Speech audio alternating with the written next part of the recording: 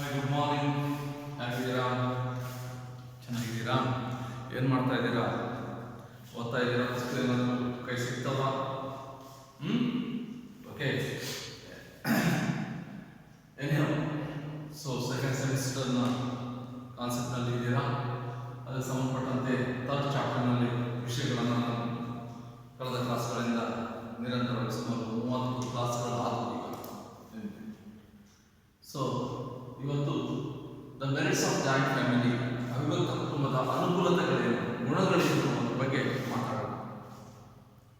ಸ್ನೇಹಿತರೆ, ಅವಿಭಕ್ತ ಕುಟುಂಬ ಅಂತ ಹೇಳಿದ್ರೆ ಈಗಾಗಲೇ ನಿಮಗೆ ಹೇಳಿದ ಹಾಗೆ ಒಂದೇ ಮನೆಯಲ್ಲಿ, ಒಂದು ಸಾಮಾನ್ಯ ಮನೆಯಲ್ಲಿ ಒಂದೇ ಮನೆಯಲ್ಲಿ ಬೇಯಿಸಿದಂಥ ಆಹಾರಗಳನ್ನು ಸೇವಿಸುತ್ತಾ ಪರಸ್ಪರ ರಕ್ತ ಸಂಬಂಧಿಗಳಾಗಿದ್ದು ಒಂದೇ ಕುಲದೇವರನ್ನು ಆರಾಧಿಸತಕ್ಕಂತಹ ಜನರ ಸಮೂಹವನ್ನು ನಾವು ಅವಿಭಕ್ತ ಕುಟುಂಬ ಅಂತ ಹೇಳಿ ಕರೆದ್ವಿ. ಅದು ಸಂಬಂಧಪಟ್ಟಂತೆ ಬೇರೆ ಬೇರೆ ವ್ಯಾಖ್ಯಾನಗಳನ್ನು ಕೂಡ ಕಳೆದ ಕ್ಲಾಸ್ಗಳಲ್ಲಿ ನಾವು ನೋಡ್ತೀವಿ ಕೂಡ. ಸೊ ಇವತ್ತು ಅವಿಭಕ್ತ ಕುಟುಂಬದ ಪ್ರಾಮುಖ್ಯತೆ ಬಗ್ಗೆ ಮಾತಾಡೋಣ. ಸೊ ಮೆರಿಟ್ಸ್, ಅನುಕೂಲಗಳು. ಸೊ ನಾನು ಈ ಹಿಂದೆ ಹೇಳಿದೆ, ಈ ಭೂಮಿ ಮೇಲೆ ಮನುಷ್ಯನ ಒಂದು ಸಮುದಾಯ ಜೀವನ ಪ್ರಾರಂಭವಾದಾಗ ಅದೊಂದು ಅವಿಭಕ್ತ ಕುಟುಂಬದ ರೀತಿಯಲ್ಲಿ ರೂಪುಗೊಳ್ತು ಅನ್ನುವಂಥದ್ದು.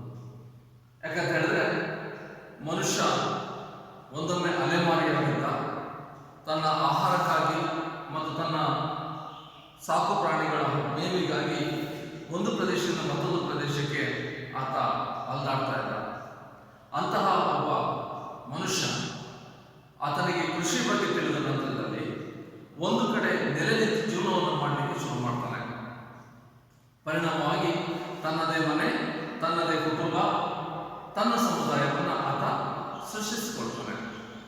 ಅಂಥ ಸಂದರ್ಭದಲ್ಲಿ ಅಸ್ತಿತ್ವಕ್ಕೆ ಬಂದಂಥದ್ದೇ ಈ ಒಂದು ಜಾಯಿಂಟ್ ಫ್ಯಾಮಿಲಿ ಅಥವಾ ಅವಿಭಕ್ತ ಕುಟುಂಬ ಅನ್ನುವಂಥದ್ದು. ಸೊ ಪ್ರಾರಂಭದಲ್ಲಿ ಮನುಷ್ಯನಿಗೆ ಬೇರೆ ಯಾವುದೇ ವೃತ್ತಿಗಳು ಅಂದರೆ ಜೀವನಾವಶ್ಯಕ ವೃತ್ತಿಗಳಿದ್ರೂ ಕೂಡ ವ್ಯವಸಾಯ ಅನ್ನುವಂಥದ್ದು ಬಹಳ ಮುಖ್ಯ ಕೆಲಸವಾಗಿದೆ.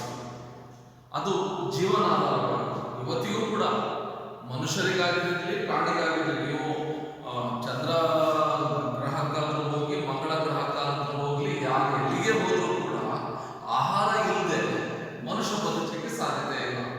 ಆಹಾರವನ್ನು ತಯಾರಿಸಿಕೊಡ್ತಕ್ಕಂಥದ್ದು ಯಾವುದು, ಸೃಷ್ಟಿಸಿಕೊಡ್ತಕ್ಕಂಥದ್ದು ಯಾವುದು, ಅದು ಕೃಷಿ. ಕೃಷಿಯನ್ನು ಮಾಡಬೇಕಾದ್ರೆ ಸಹಜವಾಗಿ ಮಾನವ ಸಂಪನ್ಮೂಲಗಳ ಅವಶ್ಯಕತೆ ಇದ್ದೇ ಇದೆ. ಆದರೆ ಮಾನವ ಸಂಪನ್ಮೂಲದ ಅವಶ್ಯಕತೆ ಈ ಹಿಂದಿಗಿಂತ ಇವತ್ತಿನ ದಿವಸ ಕಡಿಮೆ ಆಗಿರ್ಬೋದು. ಯಾಕಂತ ಹೇಳಿದ್ರೆ ಅಗ್ರಿಕಲ್ಚರ್ಗೆ ಸಂಬಂಧಪಟ್ಟಂತಹ ಟೂಲ್ಸ್ ಅಂಡ್ ಟೆಕ್ನಿಕ್ಸ್ ಮತ್ತು ಟೆಕ್ನಾಲಜಿಗಳು ಇಂಪ್ರೂವ್ ಆಗ್ತಾ ಬಂದ ಹಾಗೆ the percentages of labour will be decreasing in the agriculture sectors. But the agriculture is the main ಅದೊಂದು ಮುಖ್ಯವಾದಂತಹ ಉದ್ಯೋಗದ ಮೂಲ ಅಂತ ಹೇಳಿದ್ರೆ it's A source of employment.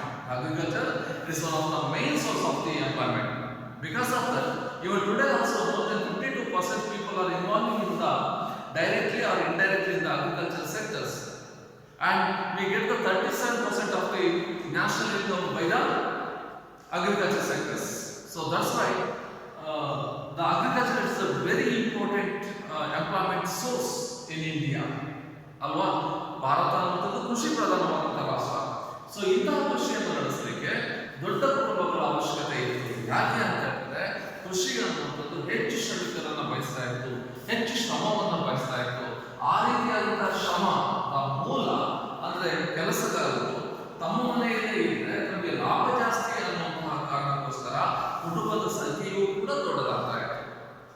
So ಪರಿಣಾಮವಾಗಿ ಅವಿಭಕ್ತ ಕುಟುಂಬವನ್ನು ನಾವು ಭಾರತೀಯ ಸಮಾಜದಲ್ಲಿ ಅನೂಚಾನವಾಗಿ ನೋಡ್ತಾ ಬಂದ್ವಿ. ಎಲ್ಲಿವರೆಗೆ? Up to the 19th century. 19th centuryನಲ್ಲಿ ಏನು ಬದಲಾವಣೆಗಳಾಯಿತು ಅಂತ ಹೇಳಿದ್ರೆ ಇಂಡಸ್ಟ್ರಿಯಲ್ ರೆವಲ್ಯೂಷನ್ ಆಯಿತು, ಕೈಗಾರಿಕಾ ಕ್ರಾಂತಿಗಳಾದವು. ಆ ಪರಿಣಾಮವಾಗಿ ದೇಶದ ಎಲ್ಲೆಡೆಗಳಲ್ಲೂ ಕೂಡ ಕೈಗಾರಿಕೆಗಳು ತಲೆ ಎತ್ತುತ್ತಾ ಬಂದು ಕೈಗಾರಿಕೆಗಳಿಗೂ ಕೂಡ ಕೈಗಾರಿಕೆಗಳಲ್ಲಿ ಕೆಲಸದ ಸೃಷ್ಟಿಯಾಯಿತು. ಆ ಕೆಲಸ ಮಾಡೋದಕ್ಕೋಸ್ಕರ ಗ್ರಾಮೀಣ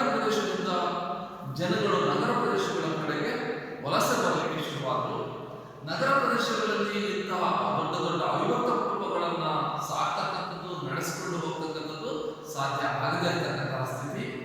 ಆದರೆ ನೂರಾರು ವರ್ಷಗಳು, ಸಾವಿರಾರು ವರ್ಷದ ಕೌಟುಂಬಿಕ ಇತಿಹಾಸದಲ್ಲಿ ಅವಿಭಕ್ತ ಕುಟುಂಬಕ್ಕೆ ಇನ್ನಿಲ್ಲದ ಪ್ರಾಧಾನ್ಯತೆ ಇತ್ತು, ಇದೆ. ಯಾಕೆ ಅಂತ ಹೇಳಿದ್ರೆ, ಮೊದಲ ಕಾರಣ ಮೋರ್ ಸ್ಟೇಬಲ್ ಅಂಡ್ ಡ್ಯೂರಬಲ್, ಹೆಚ್ಚು ಸ್ಥಿರವಾದದ್ದು ಮತ್ತು ಹೆಚ್ಚು ಭದ್ರವಾದದ್ದು, ಅಥವಾ ಹೆಚ್ಚು ಭದ್ರವಾದದ್ದು ಮತ್ತು ಶಾಶ್ವತವಾದದ್ದು ಯಾವುದು? ಅವಿಭಕ್ತ ಕುಟುಂಬ. ಸೊ ಈ ಅವಿಭಕ್ತ ಕುಟುಂಬ ಅನ್ನುವಂಥದ್ದು ಕೇಂದ್ರ ಅಥವಾ ವಿಭಕ್ತ ಕುಟುಂಬಗಳಿಗಿಂತಲೂ ಕೂಡ, ನ್ಯೂಕ್ಲಿಯರ್ ಫ್ಯಾಮಿಲಿ ಅಥವಾ ಯೂನಿಟ್ ಫ್ಯಾಮಿಲಿ ಅಂತ ಏನ್ ಕರೀತಾರೆ, ಅವುಗಳಿಗಿಂತಲೂ ಕೂಡ ಹೆಚ್ಚು ಭದ್ರವಾದದ್ದು. ಯಾಕಂತ ಹೇಳಿದ್ರೆ, ಈಗ ಕೇಂದ್ರ ಕುಟುಂಬದಲ್ಲಿ ಗಂಡ, ಹೆಂಡತಿ ಮತ್ತು ಮಕ್ಕಳು ಇಷ್ಟು ಜನ ಮಾತ್ರ ಇರ್ತಕ್ಕಂಥದ್ದು, ಎರಡೇ ಜನರೇಷನ್. ಅಪ್ಪಿತಪ್ಪಿ ಎಲ್ಲೋ ಒಂದು ಕೆಲವು ಕಡೆ 3 ಜನರೇಷನ್ ಇರ್ಬೋದು, ಅಪ್ಪ ಅಮ್ಮ, ಅವ್ರ ಮಕ್ಕಳು, ಅವ್ರ ಮದುವೆಗೆ ಅವ್ರ ಮಕ್ಕಳು ಆಗ್ಬೋದು. ಆದ್ರೆ ಒಂದೊಮ್ಮೆ ಯಾವುದೋ ಕಾರಣದಿಂದಾಗಿ ಮನೆಯ ಯಜಮಾನ ಅಥವಾ ಯಜಮಾನತಿ ಇಬ್ಬರೂ ತೀರ್ಕೊಂಡ್ರು ಅಂತ ಹೇಳಿದ್ರೆ, ಆಕ್ಸಿಡೆಂಟ್ನಿಂದಾಗಿ ಅಥವಾ ಮನೆಯ ಯಜಮಾನನೇ ತೀರ್ಕೊಂಡ ಅಂತ ಹೇಳಿದ್ರೆ, ಇಡೀ ಕುಟುಂಬ ಛಿದ್ರವಾಗಿರುತ್ತದೆ. ಅಥವಾ ಮನೆಯಲ್ಲಿ ನಡೀತಕ್ಕಂಥ ಯಾವುದೋ ಒಂದು ಕಾನೂನಿಗೆ ವಿರುದ್ಧವಾದಂತಹ ಘಟನೆಗಳು ನಡೆದರೂ ಕೂಡ ಕುಟುಂಬ ಹೇಳ ಹೆಸರಿಲ್ಲದೆ ಹೋಗ್ತದೆ. ಆದ್ರೆ ಅವಿಭಕ್ತ ಕುಟುಂಬ ಹಾಗಲ್ಲ. ಅವಿಭಕ್ತ ಕುಟುಂಬದ ಯಜಮಾನ ಒಬ್ಬ ಇರ್ಬೋದು, ಕರ್ತ ಅನ್ನೋದು ಒಬ್ಬನೇ ಇರ್ಬೋದು, ಆದ್ರೆ ಅವನಿಗೆ ಹಲವಾರು ಮಕ್ಕಳು, ಅವರಿಗೆ ಹಲವಾರು ಮಕ್ಕಳು, ಅವರಿಗೆ ಪ್ರತಿಯೊಬ್ಬರಿಗೂ ಕೂಡ ಹಲವಾರು ಮಕ್ಕಳುಗಳು, ಅವರೆಲ್ಲರೂ ಸೇರಿ ಒಂದು ಕುಟುಂಬ ಆಗಿರ್ತದೆ. ಇಲ್ಲಿ ಕುಟುಂಬಕ್ಕೆ ಸದಸ್ಯರು ಬರ್ತಾರೆ ಮತ್ತೆ ಹೋಗ್ತಾರೆ. ಅಂದ್ರೆ ಬರ್ತಾರೆ ಅಂತ ಹೊಸ ಮಗುವಿನ ಜನನ ಆಗ್ಬೋದು, ಹೊಸ ಸದಸ್ಯರು ಆಗಮಿಸಬಹುದು, ಹಾಗೆಯೇ ವಯಸ್ಸಾದ ಸದಸ್ಯರು ಅಥವಾ ಅಕಾಲಿಕ ಮರಣವಾದ ಸದಸ್ಯರು ಹೊರಗೆ ಹೋಗಬಹುದು. ಆದ್ರೆ ಅವಿಭಕ್ತ ಕುಟುಂಬ ಅನ್ನೋದು ಹಾಗೇ ಇರ್ತದೆ, ಅದು ಭದ್ರವಾಗಿ ಶಾಶ್ವತವಾಗಿರ್ತದೆ. ಯಾಕಂತ ಹೇಳಿದ್ರೆ ಅಲ್ಲಿ ಆ ಪಾತ್ರವನ್ನು ತುಂಬಲಿಕ್ಕೆ, ಅಂದ್ರೆ ಅಣ್ಣ ಸತ್ತ ಅಂತ ಹೇಳಿದ್ರೆ ಅಣ್ಣನ ಮಕ್ಕಳನ್ನ, ಅವರ ಅತ್ತಿಗೆಯನ್ನ, ಅವ್ರ ಮಕ್ಕಳನ್ನ ನೋಡ್ತಕ್ಕಂತಹ ಜವಾಬ್ದಾರಿ ತಮ್ಮನಿಗೆ ಬರ್ತದೆ. ಅಥವಾ ಅಪ್ಪ ಸತ್ತ ತಕ್ಷಣ ಆ ಅಪ್ಪನ ಮಕ್ಕಳಲ್ಲಿ ದೊಡ್ಡ ಹಿರಿಯನಾದಂಥವ್ರು ತನ್ನ ತಂದೆಯ ಜವಾಬ್ದಾರಿಯನ್ನು ಆತ ವಹಿಸಿಕೊಂಡು ಆತ ಆ ಕೆಲಸಗಳನ್ನು ನಡೆಸ್ಕೊಂಡು ಹೋಗ್ತಾನೆ. ಹಾಗಾಗಿ ಅದು ಭದ್ರವಾಗಿರ್ತದೆ. ಹಾಗೆ ಅದೇ ರೀತಿ ಅದು ಶಾಶ್ವತವಾದದ್ದು. ಯಾಕಂದ್ರೆ ಅನಾದಿ ಕಾಲದಿಂದಲೂ ಯಾಕೆ ಶಾಶ್ವತವಾಗ್ತಾ ಬಂತು ಅಂತ ಹೇಳಿದ್ರೆ, ಅಲ್ಲಿ ಆರ್ಥಿಕತೆ ಅನ್ನೋದು ಬಹಳ ಮುಖ್ಯವಾಗ್ತದೆ. ಆರ್ಥಿಕತೆ, ಅವಿಭಕ್ತ ಕುಟುಂಬದ ಆರ್ಥಿಕತೆ ಯಾವುದು? ಅದು ವ್ಯವಸಾಯ. ಒಂದು ವರ್ಷದಲ್ಲಿ ಫಸಲು ಜಾಸ್ತಿ ಬರ್ಬೋದು ಅಥವಾ ಕಡಿಮೆ ಬರ್ಬೋದು. ಫಸಲಿಗೆ ಇರ್ತಕ್ಕಂತಹ ಲಾಭ ಒಂದು ವರ್ಷ ಜಾಸ್ತಿ ಇರ್ಬೋದು ಅಥವಾ ಒಂದು ವರ್ಷ ಕಡಿಮೆ ಆಗ್ಬೋದು, ಅಥವಾ ಸಿಗದೇನೆ ಹೋಗ್ಬೋದು. ಭೂಮಿಯನ್ನು ನಷ್ಟ ಆಗೋದಿಲ್ಲ, ಭೂಮಿಯನ್ನು ನಮ್ಮಂತರು ಯಾರೂ ಕೈ ಬಿಡೋದಿಲ್ಲ. ಪ್ರತಿ ವರ್ಷವೂ ಕೂಡ ಭೂಮಿಯಿಂದ ಇಳುವರಿಯನ್ನು ತೆಗಿತಾನೆ ಹೋಗ್ತಾನೆ. ಈ ವರ್ಷ ಆದ್ರೂ ಮುಂದೆ ವರ್ಷ ಬೆಳೆಯನ್ನು ಬೆಳಿತಾನೆ. ಹಾಗಾಗಿ ಫೈನಾನ್ಷಿಯಲಿ ಯಾವುದೇ ಸಮಸ್ಯೆಗಳಿಲ್ಲ. ಆದ್ರೆ ವಿಭಕ್ತ ಕುಟುಂಬಗಳಲ್ಲಿ ಏನಾಗ್ತದೆ, ಒಂದೊಮ್ಮೆ ಯಾವುದೋ ಲಾಕ್ಡೌನ್ ಆಯ್ತು. ಈಗ ಲಾಕ್ಡೌನ್ ಆದ ತಕ್ಷಣ ಇನ್ಕಮ್ ಇಲ್ಲ. ಎಷ್ಟು ಕುಟುಂಬಗಳು ಬೀದಿಗೆ ಬಂದು ರಸ್ತೆ ಬದಿ ವ್ಯಾಪಾರ ಮಾಡ್ತಕ್ಕಂಥ ಎಷ್ಟು ಜನ ಕುಟುಂಬಗಳನ್ನು ಬೀದಿಯಲ್ಲಿ ಬಿಟ್ಟು ಎಲ್ಲೆಲ್ಲೋ ಹಂಚಿಗೆ ಹೋದ್ರು. ಉದ್ಯೋಗವನ್ನ, ಆಹಾರವನ್ನು ನೋಡ್ಕೊಂಡು ಎಷ್ಟು ಜನ ಹೋದ್ರು. ನೀವು ಪ್ರತಿನಿತ್ಯ ಟಿವಿಗಳಲ್ಲಿ ನೋಡ್ತೀರ, ಒಳ್ಳೆ ಹೋಗ್ತಕ್ಕಂಥವ್ರು ವಾಪಸ್ ಎಲ್ಲಿ ಹೋಗ್ತಾರೆ? ಅವಿಭಕ್ತ ಕುಟುಂಬದ ಬುಡಕ್ಕೆ ಹೋಗ್ತಾರೆ. ಹಾಗಾಗಿ ವಿಭಕ್ತ ಕುಟುಂಬಕ್ಕೆ ನಾವು ಕಂಪೇರ್ ಮಾಡಿದಾಗ ಅವಿಭಕ್ತ ಕುಟುಂಬ ಅನ್ನುವಂಥದ್ದು ಹೆಚ್ಚು ಶಾಶ್ವತವಾದಂಥದ್ದು, ಹೆಚ್ಚು ಕಾಲ ಅದು ಬಾಳಿಗೆ ಬರುವಂಥದ್ದು. ಒಂದು.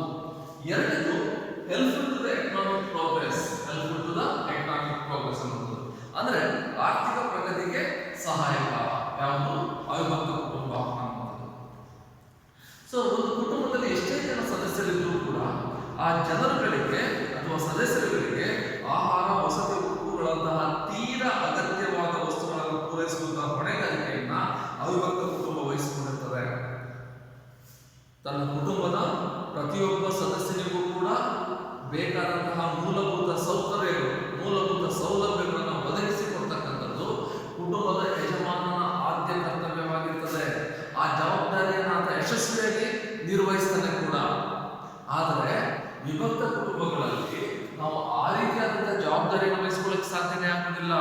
ನೀವು ಯಾವುದೇ ವಿಭಕ್ತ ಕುಟುಂಬವನ್ನು ನೋಡಿ, ಅಲ್ಲಿ ಆರ್ಥಿಕ ಅಭಿವೃದ್ಧಿಗೋಸ್ಕರ ಗಂಡನೂ ದುಡಿಬೇಕು, ಹೆಂಡತಿಯೂ ದುಡಿಬೇಕು. ಇನ್ನು ಹೆಚ್ಚು ಕೇಳಿದ್ರೆ ಮಕ್ಕಳುಗಳು ಕೂಡ ದುಡಿದ್ರು ಕೂಡ ಅವರ ದೈನಂದಿನ ಜೀವನಗಳನ್ನು ನಡೆಸ್ತಕ್ಕಂಥದ್ದು ಕಷ್ಟ ಆಗ್ತದೆ. ಅಥವಾ ಒಂದು ಸ್ಟ್ಯಾಂಡರ್ಡ್ ಅನ್ನು ಮುಟ್ಟಬೇಕಾದ್ರೆ ಮನೆಯ ಎಲ್ಲ ಸದಸ್ಯರುಗಳು ಕೂಡ ದುಡಿಮೆಯನ್ನು ಮಾಡಲೇಬೇಕಾಗ್ತದೆ. ಆದ್ರೆ ಅವಿಭಕ್ತ ಕುಟುಂಬದಲ್ಲಿ ವಯಸ್ಸಾದಂಥವರು, ಅಸಮರ್ಥರು, ಅಂಗವಿಕಲರು ಅಥವಾ ಹೆಂಗಸರು ಇವರು ದುಡಿಮೆಯನ್ನ ಮಾಡದೇ ಇದ್ರೂ ಕೂಡ ಅವರ ಒಂದು ಸ್ಟೇಟಸ್ ಏನಿದೆ, ಫೈನಾನ್ಷಿಯಲ್ ಸ್ಟೇಟಸ್ ಏನಿದೆ, ಅದೆಂದೂ ಕೂಡ ಕಡಿಮೆ ಆಗೋದಿಲ್ಲ.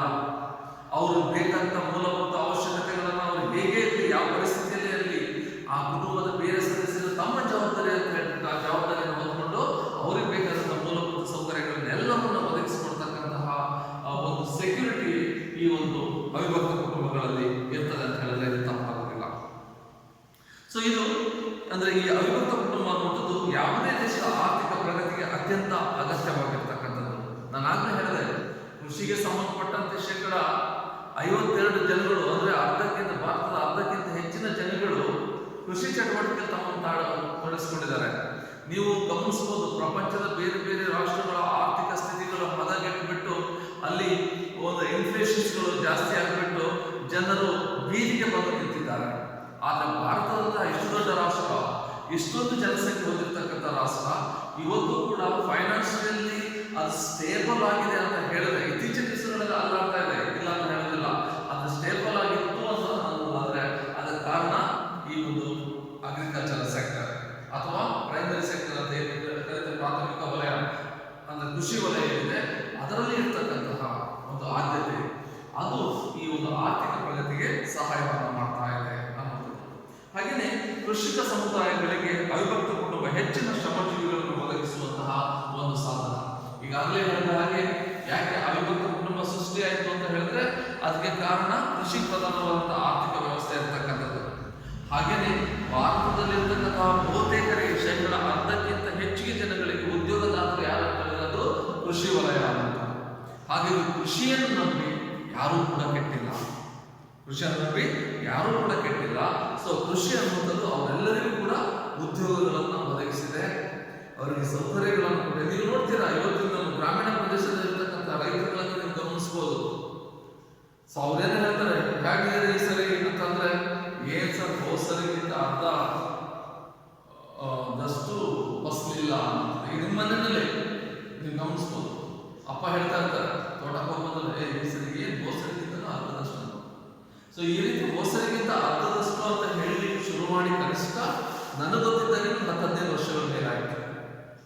ಪ್ರಾಕೃತಿಕ ವಿಕೋಪಗಳು ಇನ್ಯಾವುದೋ ಕಾರಣದಿಂದ ನನಗೆ ಗೊತ್ತಾದಾಗೆ ಕನಿಷ್ಠ ಒಂದು 15-20 ವರ್ಷಗಳಿಂದ ಅವ್ರು ಹೇಳ್ತಾ ಇದ್ದಾರೆ ಕಳೆದ ಸರಿ ಅರ್ಧದಷ್ಟು ಮಾತ್ರ ಈ ಸರಿ ಅಂತ ಹೇಳಿ. ಹಾಗಂದ್ರೆ ಅದು 0ಕ್ಕೆ ಬಂದು ನಿಂತಿರ್ಬೇಕಿತ್ತು, ಫೈನಾನ್ಷಿಯಲ್ ಸ್ಟೇಟಸ್ 0ಕ್ಕೆ ಬಂದು ನಿಂತಿರ್ಬೇಕು. ನಿಂತಿದೆಯಾ? ಖಂಡಿತ ಇಲ್ಲ. ಅಪ್ಪ ಹೊಸ ಮನೆ ಕಟ್ಟಿದ್ದಾರೆ, ಮನೆಯನ್ನು ರಿನೋವೇಷನ್ ಮಾಡಿದ್ದಾರೆ, ಹೆಣ್ಮಕ್ಳಿಗೆ ಮದುವೆ ಮಾಡಿದ್ದಾರೆ, ಹೆಣ್ಮಕ್ಳಿಗೆ ಮನೆ ಮಂದಿಗೆ ಬಂಗಾರವನ್ನು ತಂದುಕೊಟ್ಟಿದ್ದಾರೆ, ಮನೆಗೆ ಒಂದೊಂದು ಬೈಕ್ಗಳಿದ್ದದ್ದು ಇವತ್ತು ಒಂದು ಹೈಯರ್ ಎಂಡ್ ಕಾರು, ಒಂದು ಸಾಮಾನ್ಯ ಕಾರು, ಮನೆಯಲ್ಲಿ ಹೆಣ್ಮಕ್ಳಿಗೆ ಸ್ಕೂಟಿ, ಗಂಡು ಮಕ್ಕಳಿಗೆ ಬೈಕು ಎಲ್ಲವೂ ಕೂಡ ಬಂದಿದ್ದಾವೆ. ಹಾಗಾದ್ರೆ ಇದೆಲ್ಲ ಎಲ್ಲಿಂದ ಬಂತು? ವರ್ಷದಿಂದ ವರ್ಷಕ್ಕೆ ಅರ್ಧದಷ್ಟು ಉತ್ಪಾದನೆ ಅಥವಾ ಫಸಲು ಅಂತಂದ್ರೆ ಇವೆಲ್ಲ ಮಾಡ್ಲಿಕ್ಕೆ ಸಾಧ್ಯ ಆಗ್ತಿತ್ತ? ಖಂಡಿತ ಇಲ್ಲ ಅಲ್ವಾ? ಹಾಗಾಗಿ ಕೃಷಿಯನ್ನು ನಂಬಿ ಯಾರೂ ಕೂಡ ನಾಶ ಆಗೋದಿಲ್ಲ, ನಷ್ಟವನ್ನು ಹೊಂದಿದ್ದಿಲ್ಲ. ಸೊ ಮನುಷ್ಯ ತನ್ನ ಒಂದು ಫೈನಾನ್ಷಿಯಲ್ ಅಥವಾ ಒಂದು ಇನ್ಕಮ್ ಸರಿಯಾಗಿ ಬಜೆಟ್ ಮಾಡ್ದ ಅಂತ ಹೇಳಿದ್ರೆ ಯಾರೂ ಕೂಡ ನಷ್ಟವನ್ನು ಅನುಭವಿಸಲಿಕ್ಕೆ ಸಾಧ್ಯತೆ ಇಲ್ಲ. ಸೊ ಅವಿಭಕ್ತ ಕುಟುಂಬ ಅನ್ನುವಂಥದ್ದು ಈ ಎಲ್ಲ ಕಾರಣಗಳಿಂದಾಗಿ ಆ ಕುಟುಂಬದ ಆರ್ಥಿಕ ಅಭಿವೃದ್ಧಿಗೆ ಅದು ಸಹಾಯವನ್ನು ಮಾಡ್ತಾ ಇದೆ ಅಂತ ಹೇಳ್ಬಿಟ್ಟು ನಾವು ಒಪ್ಕೊಳ್ಳೇಬೇಕಾಗ್ತದೆ. And third one, ensure economy of expenditure. Ensure economy of expenditure.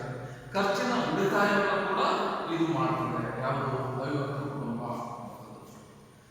So ಇಲ್ಲಿ ಅವಿಭಕ್ತ ಕುಟುಂಬದಲ್ಲಿ ಒಂದು ರೀತಿಯ ಹೋಲ್ಸೇಲ್ ಪರ್ಚೇಸಿಂಗ್ ಅಂತ, ಒಂದು ಬಟ್ಟೆಯನ್ನು ತಂದ್ರೆ ಒಂದು ಧಾನ್ಯ ತಂದ್ಬಿಡೋದು, ಎಲ್ಲರಿಗೂ ಚೆಕ್ ಒಂದೇ ಕಾಲ, ಎಲ್ಲರಿಗೂ ಒಂದೇ ಕಾಲದಿಂದ ಎಲ್ಲರಿಗೂ ಕೂಡ ಒಂದೇ ಕಾಲದ ಇಷ್ಟ. ಕ್ಯಾನ್ಗಟ್ಟಲೆ ತರೋದ್ರಿಂದ ಏನಾಗ್ತದೆ ಅಂತ ಹೇಳಿದ್ರೆ ರೇಟ್ ಕಡಿಮೆ ಆಗ್ತದೆ.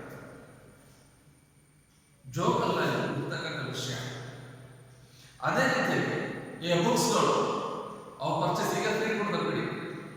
10ನೇ ಕ್ಲಾಸ್ 9ನೇ ಕ್ಲಾಸ್ 9ನೇ ಕ್ಲಾಸ್ 8 7 7 6 5 5 4 4 3 4 2 ಅಂದ್ರೆ ಆ ಕುಟುಂಬದಲ್ಲಿ ಅಣ್ಣ ತಮ್ಮಂದಿರ ಮಕ್ಕಳುಗಳು ಮೊದಲು ಮದುವೆ ಆದಂತವರು ಮೇಲ್ ದರ್ಜೆ ಸ್ಕೂಲ್ ಕ್ಲಾಸ್ಗಳಿರ್ತಾರೆ, ಅವರು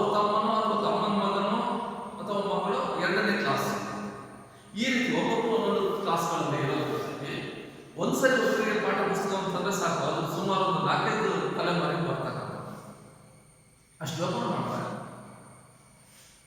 ಓಕೆ, ಹಾಗೇನೆ ಜೇನ್ಸಿಗಳು ಕೂಡ ಇಡೀ ಕುಟುಂಬಕ್ಕೆ ಅಗತ್ಯವಾಗಿರುವ ವಸ್ತುಗಳೆಲ್ಲವನ್ನ ಹೆಚ್ಚಿನ ಪ್ರಮಾಣದಲ್ಲಿ ಕೊಳ್ಳುವುದರಿಂದ ಸ್ವಲ್ಪ ಉಳಿತಾಯ ಆಗ್ತದೆ. ಹೋಲ್ಸೇಲ್ ದರದಲ್ಲಿ ಪರ್ಚೇಸ್ ಮಾಡ್ತಾರೆ. ಎಷ್ಟಿದ್ರು ಬೇಕು, ಯಾಕಂದ್ರೆ ಕುಟುಂಬದ ಸದಸ್ಯರ ಸಂಖ್ಯೆ ಅಷ್ಟಿರ್ತದೆ. ಅಷ್ಟು ಜನ ಹೊಟ್ಟೆಯನ್ನು ಬರಬೇಕಲ್ಲ, ಅಷ್ಟು ಜನಗಳಿಗೆ ತಿನ್ನುವಷ್ಟು ಆಹಾರ ಆಗಬೇಕಲ್ಲ. 1 kg 2 kg ಅರ್ಧ kg ತಂದ್ರೆ ಸಾಕಾಗೋದಿಲ್ಲ. ಅಲ್ಲೇನು ಬಿಟ್ರೆ ಮೂಟೆಗಳನ್ನೇ ತರಬೇಕು, ಕ್ವಿಂಟಲ್ ಗಟ್ಟಲೆ ತಂದು ಹಾಕಬೇಕಾಗ್ತದೆ. ಇದಕ್ಕೆ ಹೋಲ್ಸೇಲ್ ಆಗಿ ಪರ್ಚೇಸ್ ಮಾಡೋದ್ರಿಂದ ಏನಾಗ್ತದೆ, ಅಲ್ಲಿ ಖರ್ಚುಗಳು ಕಡಿಮೆ ಆಗ್ತದೆ. ಹಾಗೆಯೇ ಆದಾಯವೆಲ್ಲವೂ ಕೂಡ ಕುಟುಂಬಕ್ಕೆ ಸೇರುವುದರಿಂದ ಕುಟುಂಬದ ಹಿರಿಯರು ಆರ್ಥಿಕ ವಿಷಯದಲ್ಲಿ ಕಟ್ಟುನಿಟ್ಟಾಗಿರ್ತಾರೆ ಅನ್ನೋದು. ಅಂದ್ರೆ ತಾವು ದುಂದುಗಾರಿಕೆಯನ್ನು ಮಾಡೋದಾಗ್ಲಿ, ಮನಸ್ಸೋ ಇಚ್ಛೆ ಖರ್ಚು ಮಾಡೋದಾಗ್ಲಿ ಅಲ್ಲಿ ಇಲ್ಲ. ನಿಮ್ಗೆ ಗೊತ್ತು, ಭಾರತೀಯ ಹೇಗಂತ ಹೇಳಿದ್ರೆ ಸಾಲ ಮಾಡಿ ಒಳಗೆ ತಿನ್ನು ಅನ್ನೋದು. ಸಾಲ ಮಾಡಿದ್ರೆ ತಗೊಂಡಿರೋದ ಎಲ್ಲಿ ಭಾರತ ನೀವು ನೋಡ್ತಾರೆ, ಎಲ್ಲೆಲ್ಲಿ ಲೋನ್ ಸಿಗತ್ತೋ ಅಲ್ಲೆಲ್ಲ ಲೋನ್ ತೆಗೆದುಕೊಂಡಿರ್ತಾರೆ. ಶ್ರೀಶಕ್ತಿ ಆಗಿರ್ಬೋದು, ಸ್ವಸಹಾಯ ಸಂಘಗಳಾಗಿರ್ಬೋದು, DCC ಬ್ಯಾಂಕ್ಗಳಾಗಿರ್ಬೋದು, ಕೋಆಪರೇಟಿವ್ ಸೊಸೈಟಿಗಳಾಗಿರ್ಬೋದು, ಅಥವಾ ರಾಷ್ಟ್ರೀಕೃತ ಬ್ಯಾಂಕ್ಗಳು. ಅಲ್ಲಿ ಹೋಗೋದು ಸ್ವಲ್ಪ ಕಡಿಮೆ, ರಾಷ್ಟ್ರೀಕೃತ ಬ್ಯಾಂಕ್ಗಳಿಗೆ ಹೋಗೋದು ಕಡಿಮೆ. ಯಾಕಂದ್ರೆ ಮನ್ನಾ ಆಗೋದಿಲ್ಲ, ಸ್ವಲ್ಪ ಯಾಮಾದ್ರೂ ಕೂಡ ಮನೆ ಮಟ್ಟ ಹರಾಜು ಹೋಗ್ತದೆ. ಹಾಗಾಗಿ ಅಲ್ಲಿ ಸಾಲ ಮಾಡಿ ಸಿಕ್ಕಾಕೊಳ್ಳೋಕೆ ಹೋಗೋದಿಲ್ಲ. ಮತ್ತು ಒಂದು ಬ್ಯಾಂಕ್ ಸಾಲ ಏನಿರ್ತದೆ ಮತ್ತೊಂದು ಬ್ಯಾಂಕ್ ಕೊಡೋದಿಲ್ಲ. ಇದು ಕೋರ್ ಬ್ಯಾಂಕ್ ಸಿಸ್ಟಮ್ ಆಗಿರೋದು. ಆದರೆ ಇಲ್ಲೆಲ್ಲ ಹಾಗಲ್ಲ. ಯಾವುದು ಸ್ವಸಹಾಯ ಸಂಘ, ಶ್ರೀಶಕ್ತಿ, DCC ಬ್ಯಾಂಕು, ಕೋಆಪರೇಟಿವ್ ಸೊಸೈಟೀಸ್ಗಳೆಲ್ಲ. ಸೊ ಇಲ್ಲಿ ಅವರಿಗೂ ಬಿಸ್ನೆಸ್ ಆಗಬೇಕು, ಇವರಿಗೆ ಸಾಲ ಬೇಕು, ಕೊಡ್ತಾರೆ. ಸೊ ಸರ್ಕಾರ ಪರಿಹಾರವನ್ನು ಘೋಷಿಸ್ತದೆ. ಪರಿಹಾರವನ್ನು ಘೋಷಿಸಿದ ಅಥವಾ ಬಡ್ಡಿಯನ್ನು ಮನ್ನಾ ಮಾಡ್ತಾರೆ, ಕೆಲವು ಸರಿ ಅಸ್ಲನ್ನೇ ಮನ್ನಾ ಮಾಡ್ತಾರೆ. ಈ ಲಾಭವನ್ನು ಕೂಡ ಮಾಡ್ಕೊಳ್ತಾರೆ. ಸೊ ಇದು ಒಂದು ಕಡೆ. ಹಾಗಾಗಿ ಆದಾಯವೆಲ್ಲವೂ ಕೂಡ ಕುಟುಂಬಕ್ಕೆ ಸೇರುವುದರಿಂದ ಕುಟುಂಬದ ಹಿರಿಯರು ಆರ್ಥಿಕ ವಿಷಯದಲ್ಲಿ ತುಂಬಾ ಕಟ್ಟುನಿಟ್ಟಾಗಿದ್ದಾರೆ. ಯೋಜನಾಬದ್ಧ ಅಂದ್ರೆ ಒಂದು ಫೈನಾನ್ಷಿಯಲ್ ಬಜೆಟ್ ಅನ್ನೋದು ಅಲ್ಲಿರ್ತದೆ. ಯೋಜನಾಬದ್ಧವಾಗಿ ಅವರು ಕಾರ್ಯವನ್ನು ನಿರ್ವಹಿಸುವುದಾಗಿ ಬಹುತೇಕ ಅಲ್ಲಿ ಮನೆ ಅನ್ನೋದು ದಿವಾಳಿ ಹಂತಕ್ಕೆ ಬರೋದಿಲ್ಲ. ಪ್ರತಿಯೊಬ್ಬರು ಕೂಡ ದುಂದುಗಾರಿಕೆ ಮಾಡದೆ ವ್ಯವಹರಿಸಬೇಕಾಗ್ತದೆ, ಲೆಕ್ಕ ಕೊಡಬೇಕಾಗ್ತದೆ.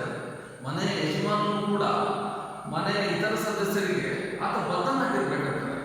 ತಾನು ಮುಖ್ಯಸ್ಥ, ತಾನೇ ಹಿರಿಯ, ತಾನು ಮಾಡಿದ್ದೇ ಖರ್ಚು, ಮಾಡಿದ್ದೇ ವ್ಯವಹಾರ ಅನ್ನೋದು ಇರೋದಿಲ್ಲ. ಆದರೆ ಮನೆ ಎಲ್ಲ ಸದಸ್ಯರುಗಳಿಗೂ ಕೂಡ ಅವನ ವ್ಯವಹಾರ ಅನ್ನೋದು ಪಾರದರ್ಶಕವಾಗಿರ್ತದೆ. ಅವರೆಲ್ಲರಿಗೂ ಕೂಡ ಆತ ಉತ್ತರವನ್ನು ಕೊಡಬೇಕಾಗ್ತದೆ. ಆ ಕಾರಣಕ್ಕೋಸ್ಕರ ಎಲ್ಲಿ ತನ್ನ ಮಕ್ಕಳು ಪ್ರಶ್ನೆ ಮಾಡ್ತಾರೆ ಅಥವಾ ಮನೆಯಲ್ಲಿ ತಮ್ಮಂದಿರು ಪ್ರಶ್ನೆ ಮಾಡ್ತಾರೆ ಅನ್ನೋದ ಕಾರಣಕ್ಕೋಸ್ಕರ ಯಾರು ಕೂಡ ದುಂದುಗಾರಿಕೆಯನ್ನು ಮಾಡಲಿಕ್ಕೆ ಹೋಗೋದಿಲ್ಲ. ಬಹಳ ಮಿತವಾಗಿ ವ್ಯವಸ್ಥಿತವಾಗಿ ಆ ಒಂದು ಹಣವನ್ನು ಬಳಸ್ತಾರೆ. ಹಾಗಾಗಿ ಅವಿಭಕ್ತ ಕುಟುಂಬ ಅನ್ನುವಂಥದ್ದು ಅದು ಸಾಲದ ಸುಳಿಗೆ ಸಿಲುಕೋದಿಲ್ಲ. ಆದರೆ ವಿಭಕ್ತ ಕುಟುಂಬ ಹಾಗಲ್ಲ. ವಿಭಕ್ತ ಕುಟುಂಬ ಅನ್ನುವಂಥದ್ದು ಅಲ್ಲಿ ಸಾಲವನ್ನು ಮಾಡೋದಕ್ಕೆ ಆಧಾರಗಳು ಇರೋದಿಲ್ಲ. ಒಂದು ವೇಳೆ ಸಾಲವನ್ನು ಮಾಡಿ ಆತ ಸತ್ತದ ಅಂತ ಹೇಳಿದ್ರೆ ಮನೆಯ ಸದಸ್ಯರು, ಇತರ ಸದಸ್ಯರು ದುಡಿಯುವವನ್ನು ಇಲ್ಲದೆ ಇರೋದ್ರಿಂದಾಗಿ ಆ ಸಾಲದಿಂದಾಗಿ ಅವರು ರಸ್ತೆಗೆ ಬರ್ತಕ್ಕಂತಹ ಪರಿಸ್ಥಿತಿಗಳು ಕೂಡ ಬರ್ತವೆ. ಅದು ಇತ್ತೀಚಿನ ದಿವಸಗಳಲ್ಲಂತೂ ಕೂಡ ನಾವು ಇದನ್ನ ಹೆಚ್ಚಾಗಿ ನಾವು ನೋಡ್ತಾ ಇದ್ದೇವೆ. ಯಾಕಂತ ಹೇಳಿದ್ರೆ ಒಂದು ಫೈನಾನ್ಷಿಯಲ್ ಕ್ರೈಸಿಸ್ ಆ ಥರ ಇದೆ.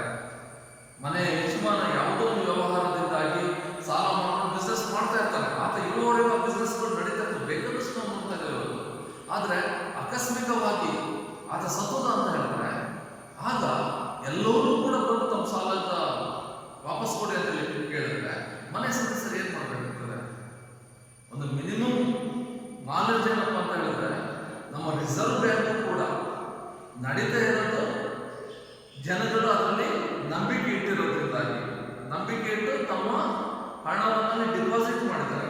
ಹಾಗೆ ಡಿಪಾಸಿಟ್ ಇರ್ತಕ್ಕಂಥ ಹಣವನ್ನು ಬ್ಯಾಂಕ್ಗಳು ಸಾಲ ಕೊಟ್ಬಿಟ್ಟು ಸಾಲಕ್ಕೆ ಬಡ್ಡಿಯನ್ನು ವಸೂಲು ಮಾಡಿ ಆ ಬಡ್ಡಿ ರೂಪದಲ್ಲಿ ಬಂದಂತಹ ಹಣವನ್ನು ನಮ್ಮಲ್ಲಿ ಡಿಪಾಸಿಟ್ ಇಟ್ಟವರಿಗೆ ಕೊಟ್ಬಿಟ್ಟು ಉಳಿದ ಹಣದಲ್ಲಿ ತಮ್ಮ ಸಂಬಳ, ಸಾರಿಗೆ, ಡೆವಲಪ್ಮೆಂಟ್ ಇವೆಲ್ಲವನ್ನು ಮಾಡ್ಕೊಳ್ತಾ ಹೋಗ್ತಾರೆ. ಸಾಲ ಅಲ್ಲಿ ಡಿಪಾಸಿಟ್ ಇಟ್ಟವರೆಲ್ಲರೂ ಕೂಡ ಒಂದೇ ಸರಿ ತಮ್ಮ ಹಣವನ್ನು ವಾಪಸ್ ಕೊಡಿ ಅಂತ ಹೇಳಿದ್ರೆ ಆ ಬ್ಯಾಂಕ್ಗಳೇನಿರ್ತವೆ ದಿವಾಳಿ ಆಗ್ತವೆ. ಯಾಕಂದ್ರೆ ಅವೇನು ಅವ್ರ ಕೈಯಲ್ಲಿ ಇಟ್ಕೊಂಡು ಕೂತಿರೋದಿಲ್ಲ, ಅದನ್ನು ಮತ್ತವರು ಸಾಲ ಕೊಟ್ಟಿರ್ತವೆ. ಸಾಲಗಾರರು ವಾಪಸ್ ಕೊಟ್ಟಾಗ ಇವರಿಗೆ ಕೊಡ್ಬೋದು, ಸಾಲಗಾರರು ಸಡನ್ ವಸೂಲಿ ಮಾಡಲಿಕ್ಕೆ ಆಗೋದಿಲ್ಲ. ಅಂತ ಸಂದರ್ಭದಲ್ಲಿ ಬ್ಯಾಂಕ್ಗಳು ದಿವಾಳಿ ಹಂತವನ್ನು ತಲುಪ್ತವೆ. ಹಾಗಾಗಿ ಅವಿಭಕ್ತ ಕುಟುಂಬದಲ್ಲಿ ಏನಾಗ್ತದೆ ಅಂತ ಹೇಳಿದ್ರೆ ಅದರಿಂದಾಗಿ ತೆರವಾದ ಸ್ಥಾನವನ್ನು ಅದೇ ಕುಟುಂಬದ ಮತ್ತೊಬ್ಬ ಹಿರಿಯರು ವಹಿಸಿಕೊಳ್ತಾನೆ, ಆತ ಜವಾಬ್ದಾರಿಯನ್ನು ಕೊಡ್ತಾನೆ. ಆದರೆ ವಿಭಕ್ತ ಕುಟುಂಬದಲ್ಲಿ ಆತನ ಜವಾಬ್ದಾರಿಯನ್ನು ಹೊರಲಿಕ್ಕೆ ಅವ್ರಿಗೆ ಯಾವುದು ಸೋರ್ಸೇ ಇರೋದಿಲ್ಲ.